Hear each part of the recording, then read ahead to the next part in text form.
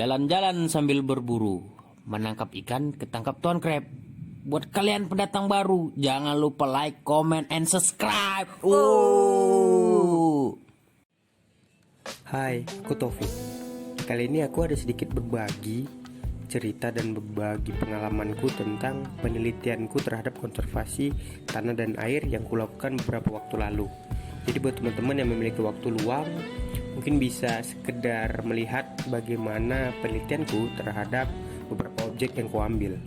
Dan bagi teman-teman juga untuk menyediakan kopi, snack, minuman, dan memposisikan diri di tempat yang terbaik karena video kali ini membutuhkan waktu yang cukup panjang dan memberikan perhatian yang ekstra buat teman-teman. Jadi saran dariku, selamat menyaksikan. Posisikan diri terhadap posisi yang terenak untuk melihat ini. Terima kasih. Nah, pada laporan pertama kali ini kita akan mengamati hasil pengamatan PUTS dan PUTK, yakni lahan basah dan lahan kering. Nah, sebelumnya intro, tanah adalah lapisan permukaan yang secara fisik berfungsi sebagai tempat tumbuh dan berkembangnya akar sebagai penopang tumbuh tanaman dan penyuplai kebutuhan air dan udara. Tanah juga secara kimiawi berfungsi sebagai gudang dan penyuplai hara atau nutrisi secara organik dan secara anorganik. Tanah memiliki struktur yang berbeda-beda pula seperti tanah liat, tanah gambut yang banyak mengandung unsur organik, dan juga tanah pasir, tentu tanah yang mengandung banyak pasir. Tanah adalah material yang terdiri dari agregat atau butiran mineral yang padat yang terikat secara kimiawi satu dengan yang lain dari beberapa bahan organik yang telah melapuk, serta zat cair dan gas yang mengisi ruang kosong di antara partikel-partikel padat tersebut. Pengambilan sampel tanah. Menurut Pusat Penelitian Tanah dan Agroklimat tahun 2004 mengatakan bahwa pengambilan contoh tanah yang dimaksud untuk memperoleh data karakteristik tanah yang tidak dapat diperoleh langsung dari pengamatan lapangan. Lokasi pengambilan contoh harus dipilih sedemikian rupa sehingga dapat mewakili area yang diambil contoh tanahnya. Berdasarkan cara pemilihan lokasi pengambilan contoh tanah dihasilkan beberapa macam contoh tanah. Yang pertama yaitu contoh terduga. Satu atau lebih contoh tanah yang diambil terpilih berdasarkan satuan pemetaan yang ditemui pada area survei. Yang kedua yaitu contoh acak atau random sample, yaitu contoh tanah diambil sedemikian rupa sehingga setiap tanah di dalam daerah survei mempunyai kesempatan yang sama. Yang ketiga yaitu contoh acak bertingkat. Pengelompokan populasi dari heterogen ke strata heterogen adalah suatu cara yang paling efektif untuk dapat meningkatkan akurasi pengambilan contoh. Dan contoh yang keempat yaitu contoh sistematik. Lokasi pengambilan contoh tanah dengan cara ini ditentukan dengan sistem grid, yaitu berjarak pada kedua arah. Metode praktikum. Nah, kali ini metode lokasinya yaitu berlokasi di dua lokasi, yakni di Kelurahan Dragon, Kecamatan Tartakan, Kota Serang, Provinsi Banten, dan di area Suryalaga, Kecamatan Bogor Barat, Kota Bogor, Jawa Barat, dengan tanggal praktikum yaitu 12-14 Oktober 2021 dengan alat dan bahan spidol, label, kantong plastik, belati atau pisau, ember, sekop, cangkul, bor tanah, kamera, dan HP. Hasil dan pembahasan. Yang pertama itu cara kerja. Yang pertama, simak video tentang teknik pengambilan sampel dan tanah yang baik dan benar untuk PUTS dan PUTK. Video dapat diakses pada link yang nanti akan saya kirim di link deskripsi. Nah, yang kedua itu tentukan tempat pengambilan contoh tanah individu. Yang berikutnya itu bersihkan rumput, batuan, kerikil, sisa tanaman, bahan organik, segar atau yang terdapat di permukaan tanah. Nah, selanjutnya itu ambil contoh tanah individu, tanah sawah dan tanah kering dengan menggunakan skop atau cangkul. Lakukan sampai beberapa titik. Di sini saya menggunakan 5 titik sesuai dengan kondisi lahan masing-masing lokasi. Campur dan aduk rata semua tanah individu dalam ember dan plastik, dan bersihkan sisa tanah dan akar. Ambil seberat 1 kg dan masukkan ke dalam plastik. Nah, inilah yang akan disebut contoh tanah komposit. Lalu jangan lupa dokumentasikan kegiatan praktikum dengan menggunakan open kamera. Nah, dari dokumentasi tersebut dapat kita simpulkan bahwa tanah adalah lapisan permukaan yang secara fisik berfungsi sebagai tempat tumbuh dan berkembang perakaran penopang tegak tumbuh tanaman yang menyuplai kebutuhan air dan udara. Tentu secara kimiawi juga berfungsi sebagai gudang dan penyuplai unsur hara. Beberapa tanaman yang memang cocok di lahan kering seperti tanaman tomat, lada, melon, bawang, wortel, bayam, ubi jalar, mentimun, kentang, hingga kacang tanah maupun kacang hijau. Pengambilan contoh tanah merupakan tahapan terpenting di dalam program uji tanah. Ada 3 macam cara pengambilan contoh tanah, yaitu contoh tanah utuh, contoh tanah tidak utuh, dan contoh dengan agregat utuh. Sedangkan tanaman yang paling banyak ditanam dan juga dibudidayakan pada seluruh lahan basah adalah jenis tanaman padi, yang tentu membutuhkan sebuah lahan yang memiliki kandungan air yang tetap agar bisa tumbuh dan akhirnya akan memberikan hasil panen yang berlimpah.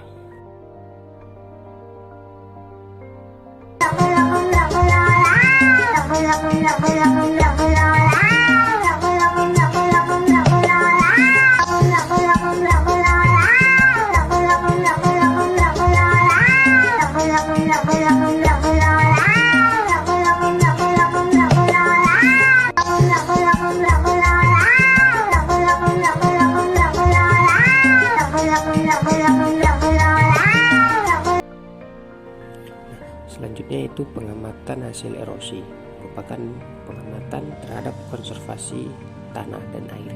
Nah, sebelumnya apa sih erosi itu sendiri? Jadi erosi adalah perubahan bentuk tanah atau batuan yang disebabkan oleh kekuatan air, angin, es, dan pengaruh gaya berat ataupun organisme hidup. Demikian penjelasan Badan Nasional Penanggulangan Bencana. Dalam publikasinya, erosi tidak dapat terkendali yang dapat menimbulkan kerugian bagi manusia dan ekosistem. Dan faktor lorong juga menyebabkan penyebab besar terjadinya potensi bahaya erosi pada usaha tani lahan kering. Sedangkan di Indonesia, usaha tani tanaman pangan banyak dilakukan pada lahan kering atau lahan berlereng. Hal ini sulit dihindari karena sebagian besar lahan kering di Indonesia mempunyai kemiringan lebih dari 3% dengan bentuk wilayah berombak, bergelombang, berbukit, dan bergunung yang meliputi hampir 77% dari seluruh daratan. Nah, ternyata erosi itu juga memiliki jenis-jenisnya, bukan hanya sekedar longsor atau lain sebagainya. Nah, di sini terdapat 4 jenis erosi itu sendiri. Yang pertama, erosi air atau abrasi adalah bisa terjadi karena air sungai maupun hujan. Curah hujan yang tinggi bisa meninggikan resiko erosi. Karena air ini terbagi menjadi 4 macam. Yang pertama, erosi percik. Erosi macam ini dapat dipicu oleh turunnya air hujan. Yang kedua yaitu erosi korasi atau deflasi. Adalah penyebabnya angin yang biasa terjadi di daerah gurun. Angin akan menerbangkan butiran pasir ke tempat lain secara konstan. Proses ini disebut dengan aulian. Angin dapat mengikis material yang tampak padat dan menyisakan sedikit dalam waktu yang lama. Nah, yang ketiga itu abrasi, adalah proses pengikisan pantai yang disebabkan oleh tenaga gelombang laut dan arus laut yang bersifat merusak. Sedangkan erosi yang keempat yaitu eksarasi, ialah erosi yang disebabkan oleh gerakan es mencair. Pencairan lapisan es bisa membuat bebatuan yang ikut bergerak ke bawah dan mengendap. Dan hasil dari ekresi tersebut biasa disebut dengan fjord. Nah, untuk metode penelitian pada pengamatan hasil erosi tersebut, waktu dan lokasinya, pertama waktu pengamatan erosi itu berjalan dari 18 sampai 25 November 2021, tepatnya di Kelurahan Pasir Jaya, Kecamatan Bogor, Kota Bogor, Provinsi Jawa Barat. Sedangkan untuk alat pengamatan itu sendiri cukup mudah. Yang pertama, kamera atau handphone yang bertugas untuk mendokumentasi kegiatan, alat tulis, bisa buku, bisa pensil untuk mencatat atau sedikit menggambarkan atau mendeskripsikan bagaimana kejadian atau bagaimana erosi itu dampaknya dan lain sebagainya. Nah, hasil dan pembahasan pertama yaitu kita akan membahas tentang cara kerja pengamatan. Yang pertama yaitu kita akan menentukan lokasi lahan yang terdegradasi untuk identifikasi erosi yang terjadi di lapangan. Tentunya kita melihat lokasi, bagaimana terjadinya erosi dan dampaknya juga terhadap lingkungan sekitar. Yang kedua itu menentukan waktu pengamatan yang tepat. Nah, yang ketiga itu mendokumentasikan bentuk-bentuk atau jenis-jenis erosi yang terjadi di dalam gambar, foto atau dalam bentuk open kamera. Dan yang keempat, mendeskripsikan bentuk-bentuk atau jenis erosi yang terjadi setelah didokumentasi. Foto menurut referensi tentang bentuk atau jenis-jenis erosi yang terjadi di lokasi.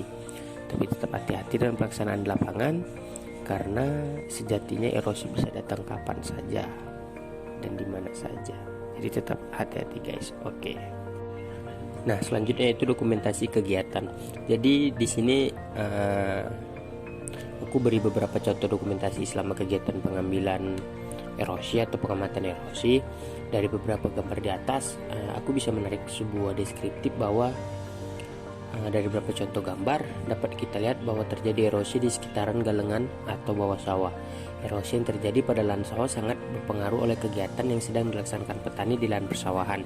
Pengolahan tanah dengan kegiatan utama pelumpuran merupakan yang sangat kritis untuk terjadinya erosi. Erosi yang terjadi di lahan memang tidak terlalu berbahaya jika dibandingkan dengan erosi di lahan pemukiman ataupun erosi yang berada di daerah perbukitan. Namun tetap saja erosi lahan sawah juga mampu memberikan atau membuat petani gagal panen, bahkan hingga kecelakaan kerja saat berada di sawah. Nah, pengaruh debit air atau hujan yang turun dengan intensitas yang tinggi maupun aliran sungai yang deras juga menjadi salah satu penyebab terjadinya erosi di lahan pertanian, yang mana debit air yang deras mampu menerobos galengan atau pembatas sawah sehingga tanah secara pelan mulai mengikis dan bahkan bergerak jatuh, yang biasa kita dengar dengan nama erosi. Nah, jadi dari pengamatan hasil erosi yang dilakukan beberapa waktu lalu, aku bisa menyimpulkan bahwa erosi adalah perubahan bentuk tanah atau bahan yang disebabkan oleh kekuatan air, angin, es, pengaruh gaya berat maupun organisme hidup. Faktor lereng juga merupakan penyebab besarnya potensi dan bahaya erosi pada usaha lahan kering, terutama di lahan di Indonesia. Dan erosi juga mampu terjadi di berbagai jenis tanah dan lingkungan, bukan hanya di tanah yang memiliki lereng tinggi dan ekstrim, tapi erosi juga mampu terjadi di lingkungan sekitar kita, yakni salah satu yang terdekat yaitu di pembatas sawah atau di pinggiran sawah, yang tentunya fondasi tanah yang lemah dan rapuh serta ketidakmampuan tanah dalam menopang lahan yang ada di atasnya.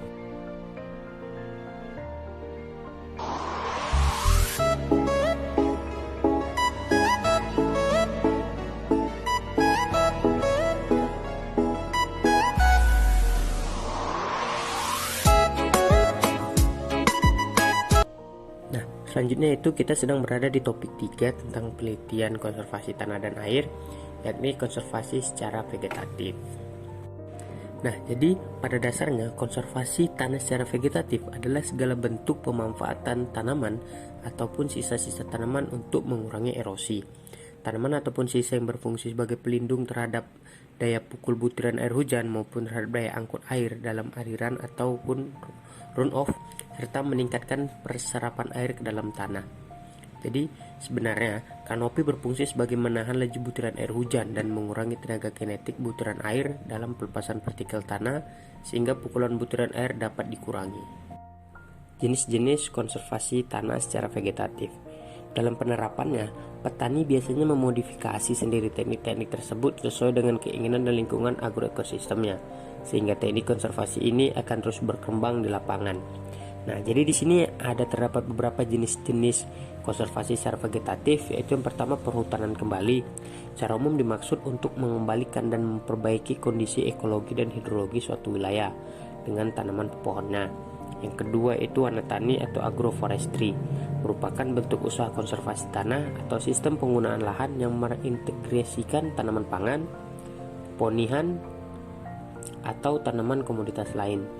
Jadi sistem wanatani yang biasa dikenal dan dikembangkan masyarakat sekitar dan masyarakat Indonesia terdapat beberapa jenis, yaitu yang pertama kebun campuran, pagar hidup, pertanaman selah, pertanaman lorong, pekarangan, silvipasutra, talun hutan rakyat, dan tanaman pelindung. Nah, selanjutnya itu strip rumput. Strip rumput yakni menanam rumput secara strip atau menurut garis kontur untuk mengurangi aliran permukaan dan sebagai pakan ternak tentunya. Dan selanjutnya itu mulsa, adalah sisa makanan, serasa, sampah plastik atau bahan-bahan lain yang disebar sehingga menutup permukaan tanah untuk melindungi tanah dari kehilangan air yang disebabkan oleh evaporasi. Selanjutnya itu sistem penanaman menurut strip atau strip cropping, merupakan suatu sistem penanaman yang menerapkan jarak tanam tertentu dengan selang-seling dengan menggunakan tanaman lain searah kontur di dalam suatu bidang lahan. Selanjutnya itu barisan sisa tanaman atau trash line. ialah sistem barisan yang sama dengan sistem trip sebenarnya, akan tetapi bersifat sementara dengan sisa tanaman atau rumput yang telah disiangi ditumpuk secara berbaris. Selanjutnya itu tanaman penutup atau cover crop, merupakan jenis tanaman yang ditanam pada lahan kering yang dapat menutupi seluruh permukaan lahan. Biasanya jenis tanaman ini hanya bisa memiliki pertumbuhan yang sangat cepat.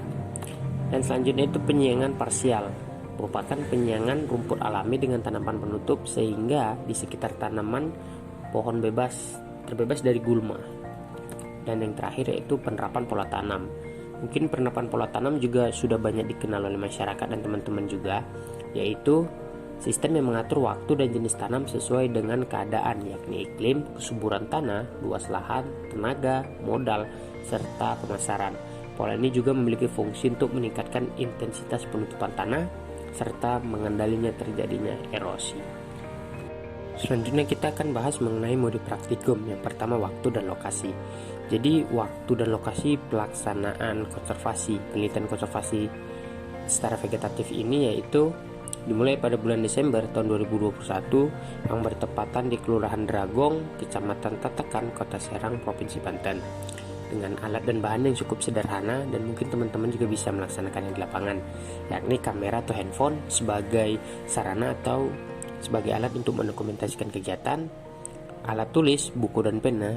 Nah, di sini berfungsi untuk mendeskripsikan mengenai konservasi secara vegetatif dalam bentuk tulisan. Nah, dari beberapa dokumentasi yang aku berikan, yang aku tampilkan pada layar, di sini kita bisa melihat atau bisa menafsirkan bahwa konservasi secara vegetatif yang ada pada gambar tersebut yaitu dengan pemanfaatan pekarangan. Tentu dengan fungsi pekarangan itu sendiri secara umum terbagi menjadi dua, yaitu sumber pangan keluarga seperti sayuran, umbi, buah, serta ternak, dan sebagai sumber obat atau apotek hidup seperti bumbu, rempah masakan. Dan pemanfaatan pekarangan tentu sangat bermanfaat besar kepada pemilik rumah atau masyarakat itu sendiri, yakni mereka menciptakan ketahanan pangan mereka sendiri. Dan konsep pekarangan juga ini menjadi salah satu dari beberapa teknik konservasi secara vegetatif, yakni salah satunya bagian dari warna tani atau penggunaan lahan tahunan berpotensi dalam mengurangi erosi daripada tanaman komoditas pertanian. Nah, dari kegiatan penelitian konservasi secara vegetatif yang kulakukan beberapa waktu lalu, dapat ditarik kesimpulan bahwa konservasi tanah secara vegetatif merupakan salah satu cara konservasi tanah dengan memanfaatkan tanaman ataupun sisa-sisa tanaman untuk mengurangi lajunya erosi. Sebagaimana diketahui, erosi merupakan penyebab utama degradasi lahan dan hujan merupakan faktor utama penyebab terjadinya erosi di Indonesia. Dan teknik konservasi tanah secara vegetatif mempunyai beberapa keunggulan, antara lain penerapan yang murah, biaya yang dibutuhkannya juga relatif murah, serta mampu menyediakan tambahan hara bagi tanaman, menghasilkan hijauan pakan, ternak, kayu, buah maupun hasil tanaman lainnya. Dan konservasi tanah di Indonesia diarahkan pada 3 prinsip utama, yaitu pelindungan permukaan tanah terhadap pukulan butir-butir hujan, meningkatkan kapasitas infiltrasi tanah, dan mengurangi laju aliran permukaan sehingga menghambat material tanah dan hara ikut terhanyut. Kita diserang sama anak Nusa Mulia. Nah, bentar. Kali ini kita sudah ada di penghujung dari laporan praktikum tentang konservasi tanah dan air, yakni pada materi lubang resapan biopori. Tapi sebelum itu, aku ingin memberitahu bahwa biopori adalah lubang-lubang kecil pada tanah yang terbentuk akibat aktivitas organisme dalam tanah seperti cacing atau pergerakan akar-akar dalam tanah. Lubang tersebut akan berisi udara dan menjadi jalur mengalirnya air. Jadi air hujan tidak langsung masuk ke saluran pembuangan air, tetapi meresap ke dalam tanah melalui lubang tersebut.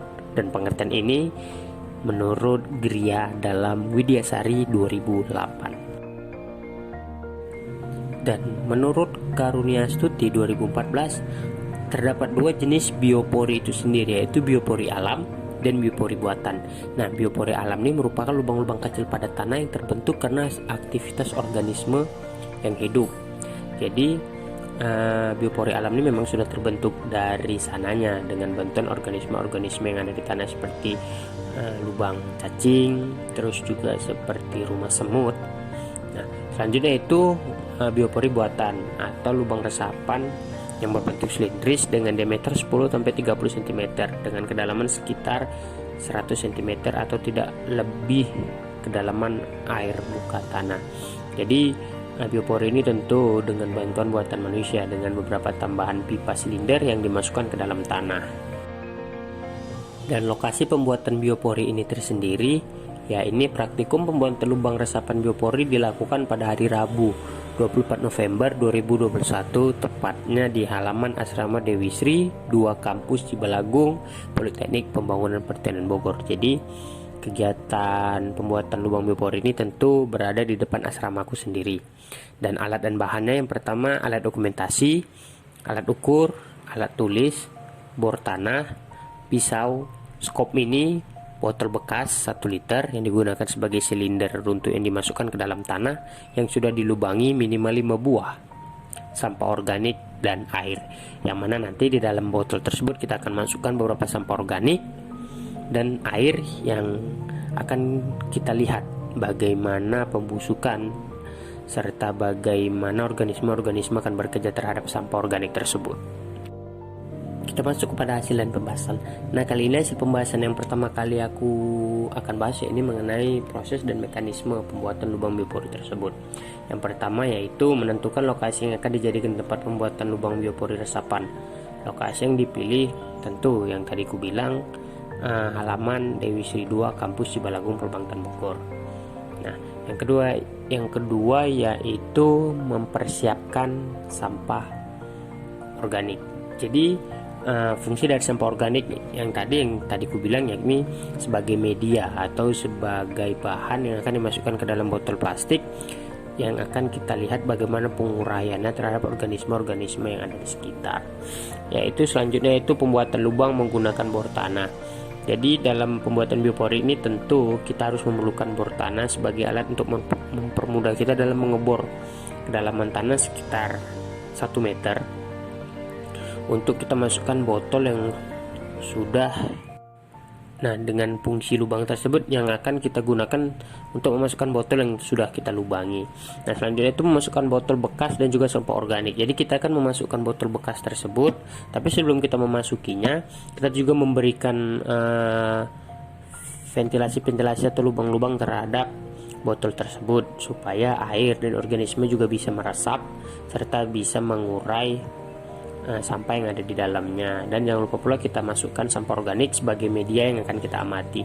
Nah, selanjutnya baru kita tutup kembali lubang tersebut dengan tutup dari botol plastik yang sudah kita lubangi tentunya, dan biopori sudah siap digunakan. Nah, di sini aku ada berikan sedikit dokumentasi kegiatanku selama pengamatan atau pembuatan lubang resapan biopori.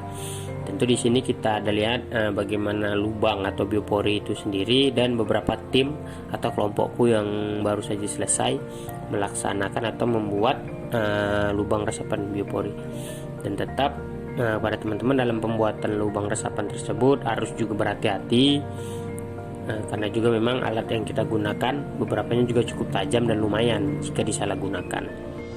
Nah, dari kegiatanku dalam pengamatan lubang resapan biopori dapat ku tarik kesimpulan bahwa yang pertama, proses mekanisme pembuatan lubang biopori itu cukup mudah karena memang tentu dalam pembuatan lubang biopori ini alat dan bahannya cukup mudah, apalagi kita menggunakan dari botol plastik sebagai lubang silindernya. Tentu di sini kita memanfaatkan barang-barang bekas atau sampah-sampah yang banyak atau yang bertebaran di sekitar kita untuk kita jadikan sebagai lubang resapan biopori. Yang kedua itu pembuatan lubang biopori merupakan tindakan konservasi tanah dan air. Tentu karena memang lubang resapan biopori secara umum lubang yang di dalamnya terdapat tanah yang terbentuk akibat aktivitas organisme. Dengan lubang-lubang tersebut akan berisi udara, akan menjadikan tempat berlalunya air ke dalam tanah. Karena lubang resapan biopori ini merupakan upaya strategis untuk meminimalisir terjadinya bencana banjir. Dan selanjutnya yaitu biopori berfungsi sebagai peresapan air karena memang yang tadi sudah kukatakan terdapatnya beberapa rongga-rongga atau lubang-lubang yang langsung masuk ke dalam tanah tapi tidak terbuang sia-sia. Ia meresap terlebih dahulu ke dalam sampah-sampah organik untuk diurainya menjadi zat-zat atau unsur-unsur hara. Dan keunggulan serta manfaat yang diperoleh yaitu yang pertama mencegah banjir, memperluas bidang penyerapan air yang tentu pada saat ini di Indonesia atau bahkan di kota-kota besar semakin berkurangnya beberapa tempat-tempat untuk resapan air.